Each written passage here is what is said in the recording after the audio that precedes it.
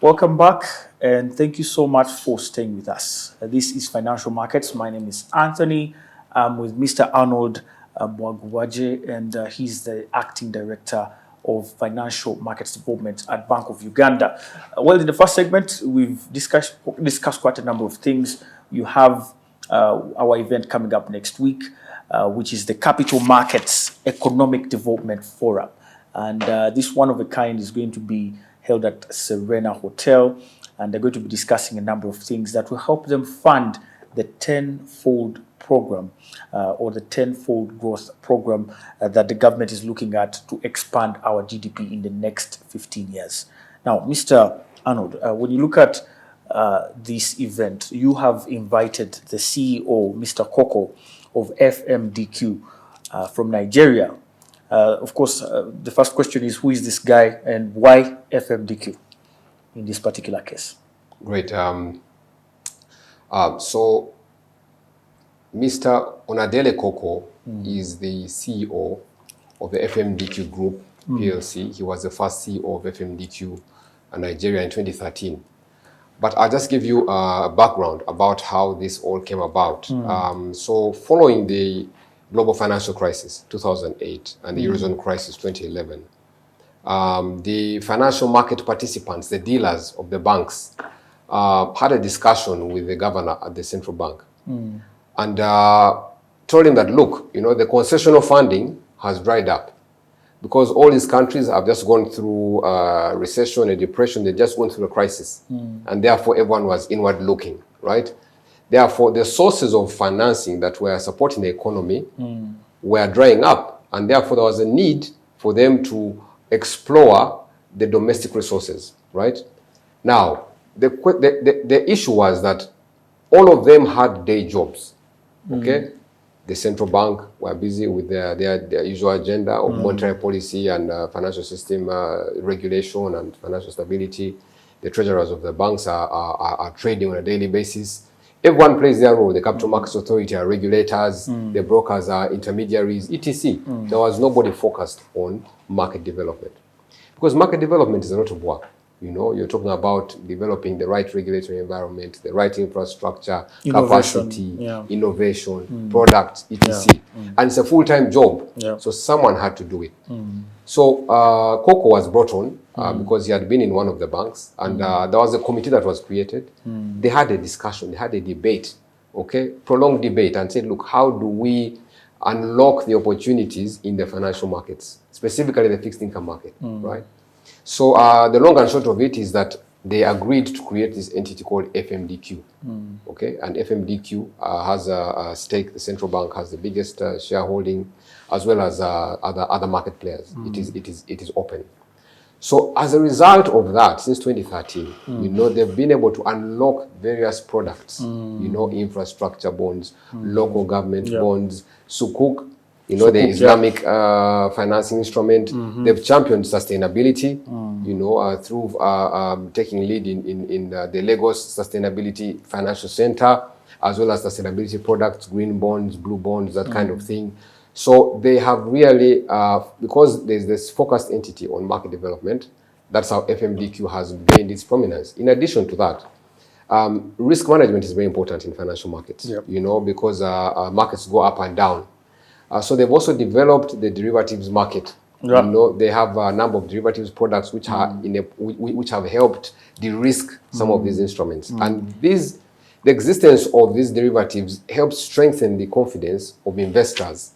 That they have ways of protecting themselves against risk of price fluctuations. So that is the success story. Okay, so we thought that, look, someone has done it in Nigeria. Before we identified FMDQ, we had done a lot of benchmarking. Looked at different markets and how they've been structured, etc. So we felt that now that the country is discussing the tenfold growth, and we're looking at how financial markets can contribute to this growth, someone who has done it before can come and share their experiences. And that is how we've been able to invite Mr. Onadele for the event on Wednesday. So we are hoping that the key stakeholders who are coming will listen in to the Nigerian experience and, you know, borrow a leaf, and maybe it will guide the way that we leverage the markets here to fund the growth. You found it so profound that he comes physically, because I know he could have done it online through Zoom, physical. Yes. Why did you find it so important for him to touch base with these stakeholders? Yeah, that's very good. Actually, at the time that we were thinking about inviting him, of course, all his ideas of Zoom and etc. were mooted. But we felt that this is a very topical area, right? And we all know about, you know, online meetings and Zoom. You may not get as much attention, you know, and as much focused discussion as you would in a physical engagement. That's right. So he's here from Monday to Thursday, right? So the main event is on Wednesday. However, between Monday and Wednesday, he's scheduled to meet different key stakeholders who may have unique questions, unique engagements, you know, the Ministry of Finance, the Bank of Uganda, the treasurers of the commercial banks, you know. So that is why a physical engagement is important, because this is a prolonged period of time, and we're very grateful to him because he has come, you know, just to meet a sister country, Uganda, and just to support us. You know, we're not paying him, but he's very passionate about markets. But also looking at it from a Pan-African perspective, you know, it's also not good for you to grow on your own. You know, it's also good to help a brother to rise up, because at the end of the day, it's a win-win for all of us. The African spirit. Absolutely. Yeah. Wow, that's amazing. You talked about risk management, and you talked about the derivatives. And amongst the different products that we have that you think we should have, the local government bonds, green bonds, blue bonds, why is it important to tailor these to a particular cause? For example, the green bonds are tailored to climate change causes, and then the local government bonds tailored to local government. Why is it important to derive these bonds and not just have a basic bond that we are having currently, the way they are running? Why is that very critical? Yeah, that's a very good question. So when you profile investors, okay, investors are of different categories. You know, you have investors who are very ethical, investors who can only invest in Sharia compliant instruments. You have unique investors like the diaspora community, you know. So you have investors who are risk averse and those who can take risks. So you must be able to structure a product that can be able to meet the needs of the unique investors. For example, we already have the traditional bonds that we issue at the moment. The diaspora community, Ugandan diaspora, are unique. You know, if you look at the diaspora who are in Europe and in US, many of them moved there a long time ago, you know, during the times of political persecution, you know, in the olden days of Uganda, as you know. So many of them still have that that perspective of how. I see so many Black Americans with. You know, that perspective of how the country is run, etc. Now, but they still have family here. So if you attract them to an ordinary security, they may not be as interested. But if you told them we're issuing an infrastructure bond and the proceeds are going towards construction of a hospital in Masaka, okay, this guy in the US knows that he has family in Masaka. It would appeal to him that, oh, I'm actually investing in improving my family back home. The Muslim community are very strict about the way that they invest. They must invest in Sharia compliant instruments. So, and there's a lot of money in the GCC countries, by the way. You know, just to give you an example, I'm sure you've been seeing the trend, you know, in Qatar hosting the World Cup, they spend so much money, Live Golf in Dubai, Formula One. There's a lot of money that has accumulated as a result of several years of exploring the oil proceeds. But this money can only go into Sharia compliant instruments. So in order for you to attract that money, then you need to be able to design a product that suits their requirement. Okay, so that goes to, and then Oxevinga, the retail instrument, you know. Currently, the minimum investment is 100,000. The local guy doesn't have that 100,000, but he may save 5,000 shillings per day, 10 shillings. Then we're also making it convenient so that he can use his mobile phone and mobile money. You know, that every day, I can have an instruction that 10,000 shillings can go into this bond. Okay, so you need to customize this product for the unique interest of the people. That's why we have to diversify the product range. That's amazing. Talk about retail investors. One of the things that I personally get hurt is that we have so many institutional investors who are doing very good, but they don't spread the word, or they don't tell people that, hey, this is what we do. This is what we do with your money. I know NSSF tries, but they don't really focus so much on educating people that they can actually themselves also invest, and go direct into the market. So I want us to look at how our market is structured, from the primary market to the secondary market, from the competitive bidding to the non-competitive bidding, and the dealership, And I want our viewers at least to pick away from this show an idea or two how they can be able to tap into the current products, even before we look at the new ones, so that we get them interested in the conversation. Yeah, so I'm always sharing with whoever I meet, groups, Rotary groups, different schools, etc., about the opportunities that government securities provide. And I'll tell you that the current environment that we're in, government securities are arguably the best investment you can have for taking no risk at all. Yeah. So what is the biggest risk with investing in securities? The biggest risk is inflation, that your earnings are going to be eaten away by inflation. Fortunately, we've managed to contain inflation. We have a very good record, Bank of Uganda, and government in general, in terms of macroeconomic stability. Now, when you have certainty that inflation is really going to be stable, and you're earning a return of 15%, as is right now on the 20-year bond, that gives you a net of 12%, because inflation is at about 3-4%. So maybe you get a net of about 10 to 12% per year for doing absolutely nothing. Okay? What I mean is that you invest your money and relax, and your interest will come in. You don't even have to claim your interest, right? And I'm always arguing that, look, if you profile different investment categories, and you look at 10% net on securities versus other categories which come with risk, then you realize that maybe you need to put some of your money in government securities. Now, how does it happen? First of all, the minimum investment amount right now is 100,000 shillings. Yeah. When we move to Okusevinga, then we'll be able to cut it down to 10,000 shillings. Yeah. That would be amazing. Right now, you need to open up a CSD account with any bank. A CSD account, ladies and gentlemen, is an account that just holds your securities. It is not a cash account, so you don't pay any money for it. Okay, you fill out the form, open the account, and then when you're ready to invest, it's a minimum of 100,000 shillings, and you invest. There's a whole pool of assets: 3 months, 6 months, 1 year, 2, 3, 5, 10, 15, and 20. You can select any of those, and your bankers will be able to guide you on which one to invest. They all have their different interest rates. Now, I also like to bring it home, because there are different categories of investors who may not relate with the conversation because it still seems to be a bit sophisticated. But I give you an example of a parent who's trying to save for their child's education. If you started investing 100,000 shillings every month for your child's education, and it's growing at a rate of, for argument's sake, 10% net, of course there's a tax. You must give to Caesar what belongs to Caesar. And to God what belongs to God. So, if you're investing 100,000 shillings per month, as soon as your child is born, by the time they're 18, and you're rolling over the interest, you will not believe how much money it has grown to.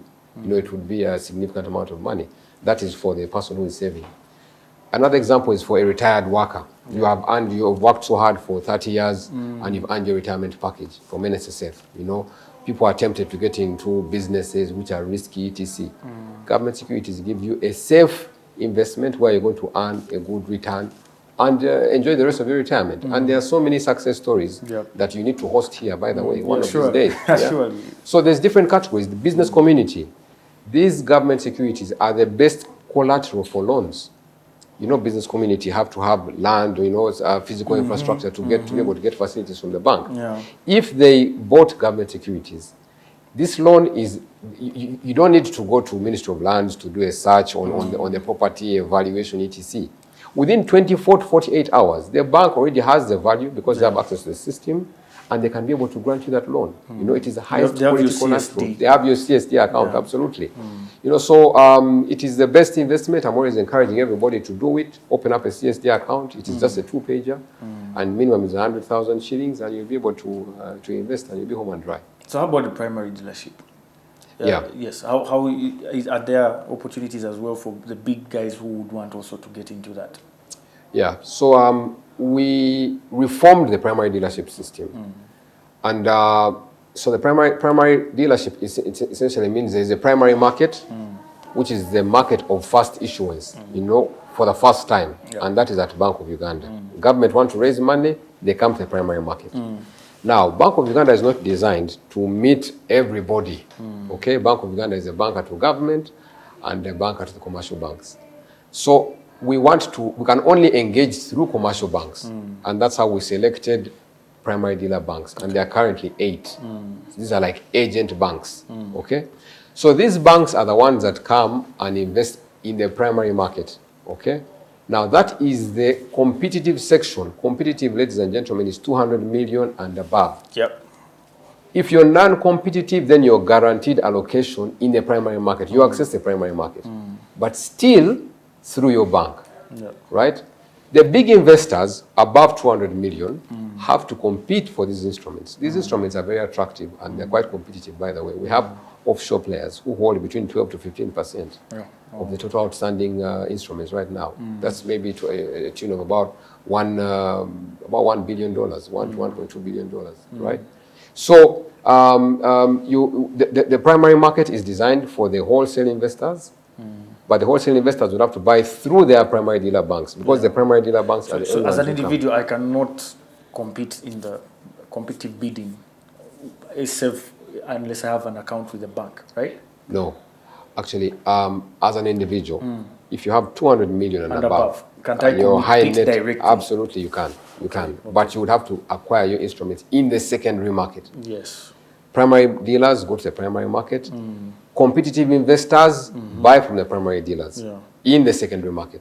So the answer is yes. Okay. The difference is that you're competing with many others. Okay, so those who get the best price, best value are the ones who get allocated. But fortunately, the market is liquid enough and is big enough that everyone will eventually get these instruments. The retail guy, okay, myself, I don't know about you, below 200 million shillings, can access the instruments directly in the primary market through their bankers. I don't know. You might be a retail in the competitive bidding. I don't know. But the fact that all these instruments are available, and you also talked about the 200% liquidity, it shows that there is potential in the markets, right? Yes. And I don't know what would be your last word, maybe, for our viewers who are out there looking forward to this Wednesday event. They're going to be able to stream it live, because at least for Smart 24, we're going to be able to do it live here. But also, would there be some who will be invited physically to attend? Are there some requirements? Maybe you can brief them on that. Thank you. Yeah. So the event on Wednesday is an invite-only event. Okay. Unfortunately, of course, you know the room cannot take as many people as possible. Okay. But we're going to be streaming live, you know, so the link will go around. So Smart TV will be able to circulate a link, and all institutions, Ministry of Finance, Bank of Uganda, CMA, on their various social media platforms. So you can tune in online, okay? But maybe just to conclude and say that the financial markets provide big opportunity for everybody. I'm talking about you and I, you know, individuals to invest, because all of us want to make money, right? I'm talking about those who are trying to raise money. You know, companies can raise through issuance of corporate bonds. Local governments, government itself, the central government, etc. All these can raise money through the financial markets. We're talking about funding the tenfold growth.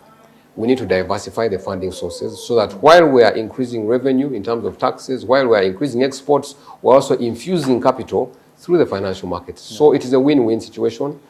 Please tune in on Wednesday. Let's listen to the experience of other successful markets like Nigeria. But in the meantime, let's open up CSD accounts and let's invest in the instruments that exist. And let's just wait for Ox Saving because it's coming on board very soon, and everyone will be able to invest a minimum of 10,000 using their mobile phone. Amazing. Amazing. Can't wait for that. Yeah. Thank you so much, Thank you Arnold. very much. Thank you for sparing the time. We hope to have you back and some of those investors you talked about with their Yes. investor experiences. Yes. Thank you. Thank you very much. You're welcome. Have a good day. Thank you. And that's it from us today. Thank you so much for staying tuned all the way. If you missed any content, please go back to our YouTube channel. You'll be able to catch all that you missed. My name is Anthony. I'll catch you next time. Have a good night. Bye for now.